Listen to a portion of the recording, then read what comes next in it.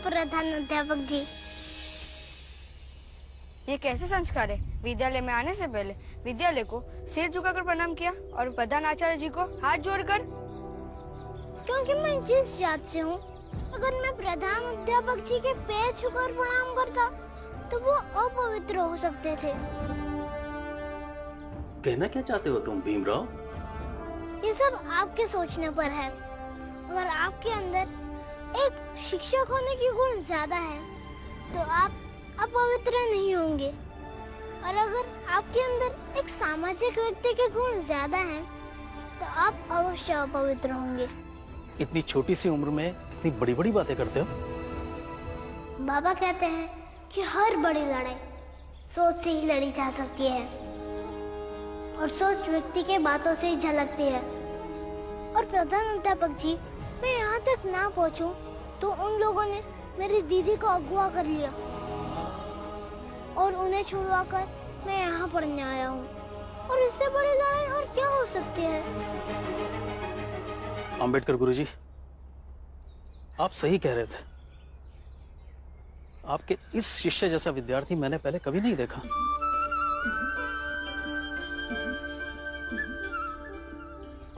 बेटा पढ़ो यहाँ, लेकिन याद रहे यहाँ कोई शिकायत नहीं मिलनी चाहिए मुझे।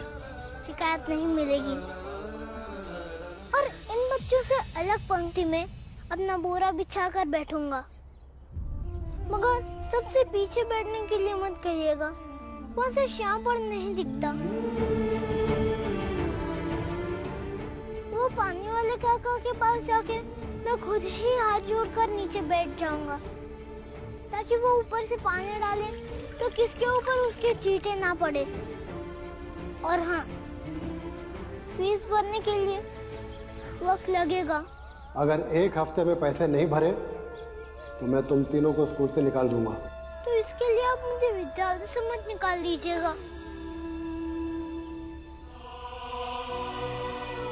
जाओ अपनी कक्षा में।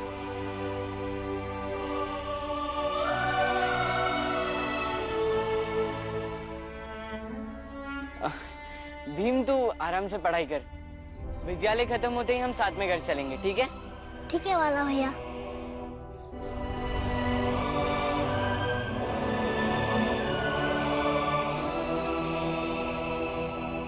ध्रुव, अरे तू रो क्यों रहा है? अरे भैया, इसी भीम को मैंने एक बार धक्का दे दिया था।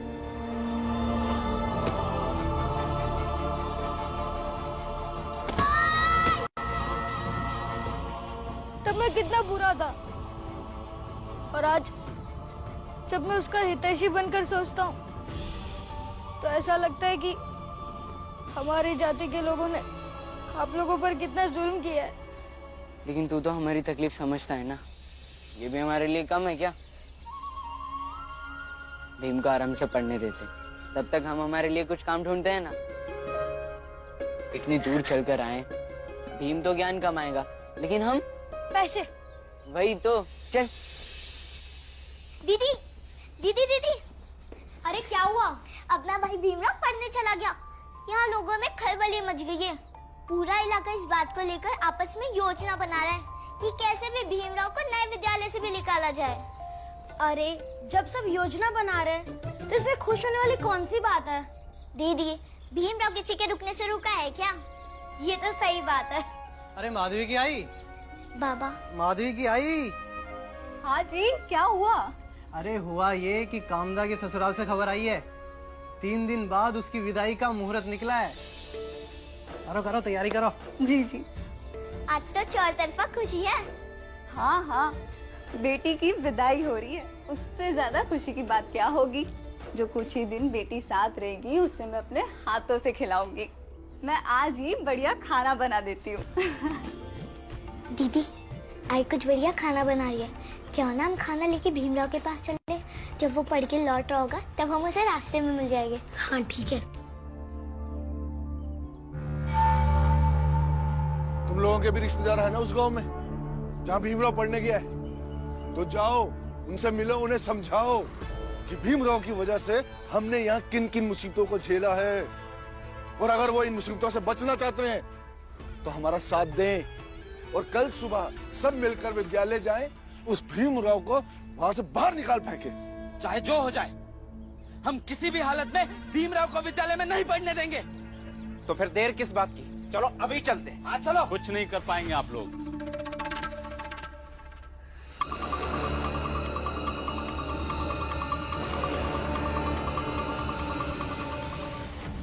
औकात है तेरी हमारे सामने बोलने की? नहीं साहब, नहीं है औकात।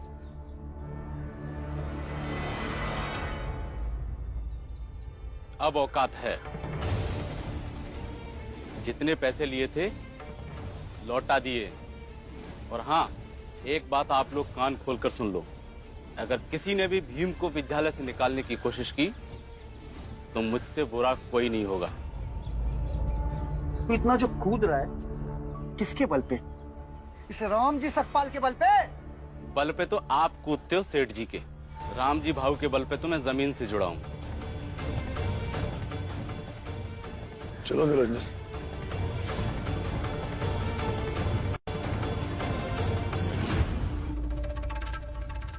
अरे भीम, धीरे चल। अरे बाला भैया, इतनी भी थकान नहीं है जितनी आप दिखा रहे हो। अच्छा, तू तो विद्यालय के अंदर छाव में बैठा था, लेकिन हम बाहर। हम लोग काम ढूंढ रहे थे, पूरा दिन चलते थे, लेकिन काम तो कुछ मिला ही नहीं। बाप रे। भीम, प्रणाम गुरुजी। खुश रहो, खुश रहो। भीम, मालूम है विद्यालय में दाखिले के लिए पैसों की कमी ना हो, इसलिए तुम्हारी ये दोनों मुंह बोली बहनें पैसे लेके आई थी मेरे पास। मुझे पैसे नहीं, मेरी बहनों का साथ चाहिए। रक्षाबंधन में इन दोनों को मैं भी राखी बांधूंगा। अरे भीम, तू तो उल्टा ही सोचता है। राखी बहनें बांधती है। वो तो पता है, लेकिन ये नहीं पता कि मैं इन दोनों की सुरक्षा कब कर पाऊंगा। लेकिन इन दोनों ने मेरी सुरक्षा अब भी से शुरू कर दी है। आखिर राखी इसलिए ही बांधी जाती है ना कि सामने वाला हमारी सुरक्षा करे, और ये मेरी बहनें कर रही हैं। चलो भीम, हमें तुमसे कुछ बात करनी है। भीम, तुम बातें करके बाद में आओ, तब तक हम लोग आगे चलते हैं। जी गुरुजी। आइए। चलो। बाला भैया, वो दोनों उस टोकरी में भीम के लिए कुछ लाई थी। अरे तू चल, मैं घर जाके तुझे खिलाता हूँ। देख, गुरुजी आगे चले गए। चल। दीदी के 3 दिन बाद विदाई है। दुखी मत हो दीदी। आई कहती है कि लड़की का नया घर उसके ससुराल में बसता है। दीदी ससुराल में अपना नया घर बसाने जा रही है। थोड़ा दुखी होने दो। जब अपने ससुराल जाएगी, अपने पति सास ससुर को मिलेगी, तो हमें तो भूल जाएगी ना। भाई बहन के रिश्ते मरने के बाद भी नहीं टूटते। दीदी मजाक कर रही थी मैं, तुम तो दिल पे ले लिए। अच्छा ठीक है। भीम, ये कहो, तुम्हारे लिए लाई हूँ, मेरे पसंदीदा है। शुक्रिया।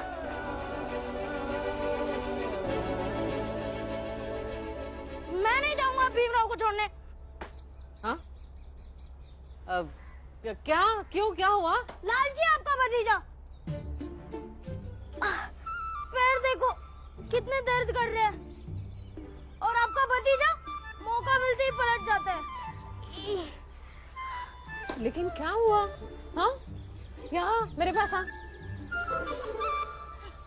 क्या हुआ? बीवा तो तेरा इतना अच्छा दोस्त है। भीम को उसकी दोनों बहनें मिल गई थी, टोकरी में उसके लिए खाना लाई थी। अब भीम ने इसे पूछा तक नहीं।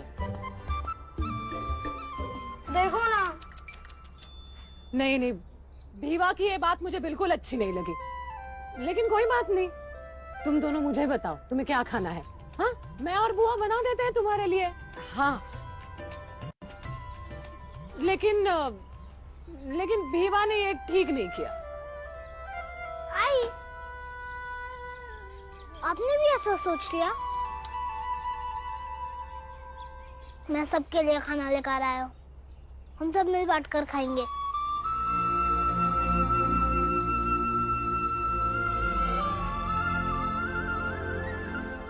ध्रुव, तुम ना मुझे झूठ मूठ का लालची बना रहे हो। कोई बात नहीं, भीम बेटा,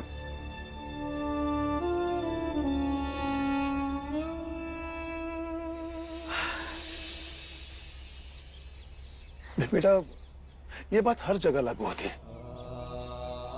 जीवन की अधिकांश मुसीबतें इंसान के मन में स्वाभाविक रूप से जन्म लेने वाली असंतोष से पैदा होती है। ये समाज, ये देश, सब कुछ सुंदर हो जाएगा अगर इंसान के मन में ये असंतोष की भावना बस खत्म हो जाए। बाबा, इस बात से मैं सहमत नहीं हूँ, क्योंकि आप जो कह रहे हैं उसका उल्टा ज्यादा महत्वपूर्ण है। अगर सबको बराबर का मौका और सफल होने का साधन मिलेगा तो किसी के मन में असंतोष पैदा ही क्यों होगा? अब समझ में आया कि सेठ जी और गांव वालों से हमारी लड़ाई छोटी है और उस प्रणाली से हमारी लड़ाई बड़ी है, जिसने सबके बीच में अवसरों का समान वितरण नहीं किया है। कहीं कोई खाने के बिना मर रहा है तो कहीं कोई खा खा के मर रहा है। कहीं पढ़ने वालों के लिए विद्यालय नहीं है, कहीं विद्यालय है मगर उनके अंदर बच्चे नहीं। कहीं दूध नालियों में बहा दिया जाता है तो कहीं दूध के बिना बच्चे भूखे मर जाते हैं।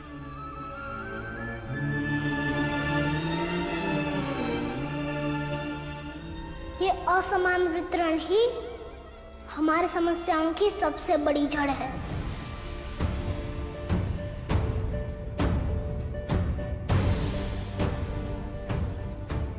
अब जवाब दो भैया। भीम की बात ज्यादा सही है और महत्वपूर्ण।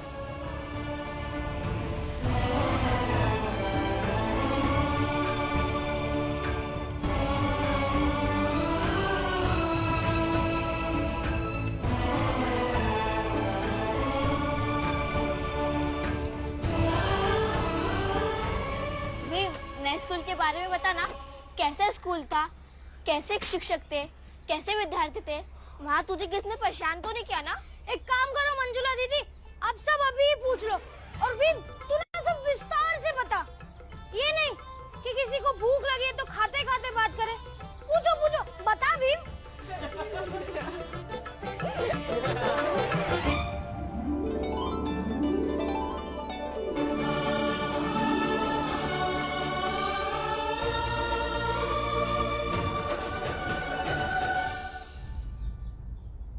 भीमा भाई, सब गांव वाले मिलकर योजना बना रहे थे कि उस गांव में जाकर अपने अपने रिश्तेदारों को मिलकर उनके साथ विद्यालय जाएंगे और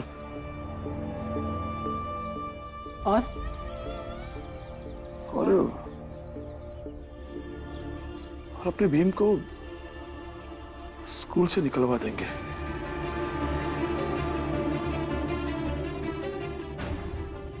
देखिए, मेरी बात मानिए, कुछ दिनों के लिए ना विवाह की पढ़ाई बंद कर देते हैं। मतलब उसे घर पे ही रहने देते, स्कूल नहीं भेजते उसे। ये सब शांत हो जाए ना एक बार तो किसी दूसरे विद्यालय में उसका दाखिला करवाएंगे या फिर ये जगह छोड़ के कहीं और चले जाएंगे। नहीं भीमा भाई, सोने को निखरने के लिए आग में तपना ही पड़ता है।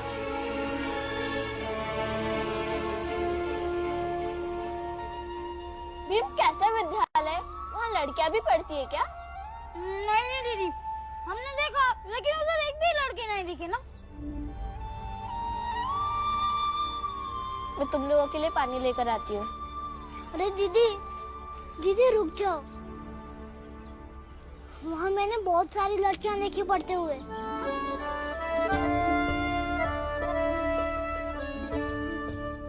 इनको क्या पता, ये तो काम ढूंढने गए थे, मैं तो विद्यालय के अंदर था ना। दिख रहा था कि भविष्य में मंजुला दीदी जैसी कई लड़कियां पढ़ रही होंगी। और पता है दीदी, जिस दिन लड़कियां पढ़ेंगी तो लड़कों को भी पढ़ने में पीछे कर देंगी। मेरा दिल रखने के लिए बातें बना रहा है ना? नहीं दीदी, एक वक्त आएगा जब सब लोग बातें करेंगे कि लड़कियों ने तो बाजी मारी, कि इस कक्षा में ये वाली लड़की अव्वल आई, उस कक्षा में गणित में वो लड़की प्रथम आई, ऐसे सब लोग बोलेंगे। मगर कब?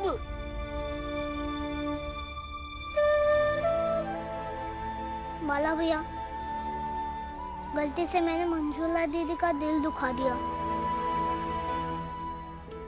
लेकिन जाते जाते वो एक सही सवाल छोड़ते गई कि हमारी तरह लड़कियां भी कब पढ़ेंगी।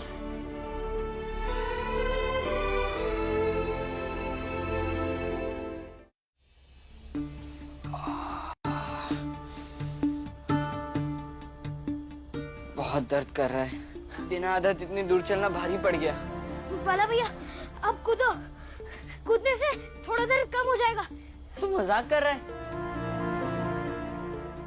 ध्रुव, गर्म पानी में नमक डाल के पैर सेकने से पैर का दर्द कम हो जाता है। तो पानी गर्म करो। नहीं ध्रुव, मैं पानी गर्म करके ले आया हूँ। अरे नहीं भीम, हम ठीक है। अरे लगता है कि भीम के पैर दर्द कर रहे हैं, इसलिए आया है। आजा बैठ जा, हम तुम्हारे पैर सेक देते हैं। ध्रुव, बातें मत बनाओ, मैं आप दोनों के पैर सेकने आया हूँ। मैं आपके पैर सेक देता हूँ। बैठो ध्रुव।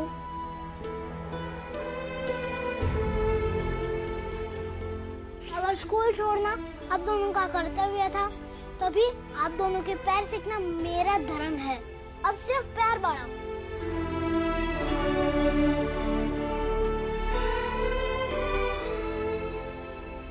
एक दूसरे का ख्याल रखने बिना संसार का कोई संबंध सफल नहीं हो पाता। पर भी भाई, हमारे बच्चे एक दूसरे का अच्छी तरह से ख्याल रखते हैं।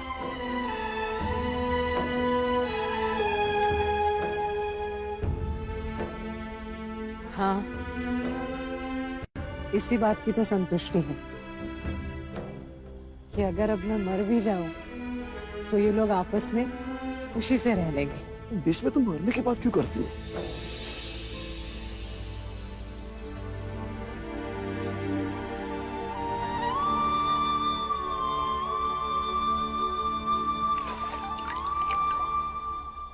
एक दिन मेरे साथ आकर स्कूल देख लिया ना, फिर मैं गुरुजी के साथ चला जाऊंगा। और अगर आप दोनों मेरे साथ स्कूल नहीं भी चले, भीम, हमें अपना धर्म पता है, हम जाएंगे और हमें जाने से कोई नहीं रोक सकता। ठीक है ध्रुव, ठीक है, अभी पैर सेकने दो। हरिया जाने रोखड़ा उस पानी का ने, सूखा काठ न जाने कब हूँ बरसा में।